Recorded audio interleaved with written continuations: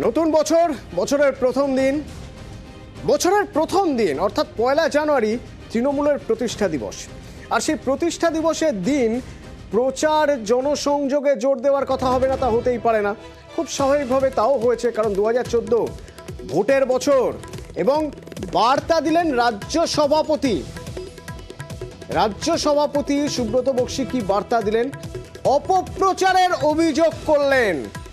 দলের সবার সমন্বয় যাতে এক জায়গায় থাকে, দলীয় কর্মী সমর্থকদের মধ্যে কোথাও কোনো রকম দ্বিধাদ্বন্দ্ব যেন না থাকে, তার জন্য ঐক্যের বার্তা দিলেন ফেরহাদ হাকিমও।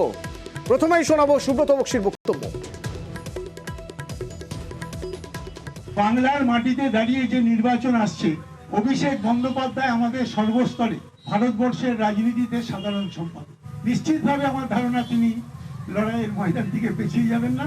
যদি লড়াই করে তাহলে মমতা বন্দ্যোপাধ্যায়কে সামনে রেখেই লড়াই করবে এবং জোড়া ফুলকে সামনে রেখেই লড়াই করবে। আপনারা চেষ্টা চালিয়ে যান দলে ভাঙন ধরানোর জন্য, কিন্তু মনে রাখবেন এ ভাঙন আপনারা ধরাতে পারবেন না।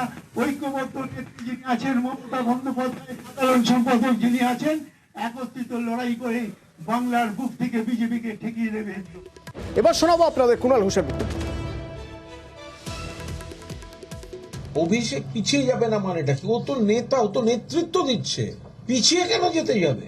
দলকে আরো ভালো করার জন্য অভিষেকের দৃষ্টিভঙ্গিতে যদি কোনো বক্তব্য থাকে, সেগুলো মাননীয় সভাপতি, মাননীয় দলনেত্রী তার সঙ্গে কথা বলে ক্লিয়ার করে নিন। বড় দল, বড় সংসার, ঠোকাঠুকি লেগে থাকে, ইলেকশন সব এক কাট্টা হয়ে লড়বে। আর ঐক্যের বার্তা দিচ্ছেন ফেরহাদ হাকিম। আমরা আলোচনা করি বলে ব্রেকিং নিউজ বেরোয়, তৃণমূলের ভেতরে গন্ডগোল না, তৃণমূলের মধ্যে গণতন্ত্র আছে। আমরা সবাই মমতা বন্দ্যোপাধ্যায় সৈনিক। এই যুবকরাও বলে মমতা বন্দ্যোপাধ্যায় এগিয়ে চলো, আমরা তোমার সাথে আছি।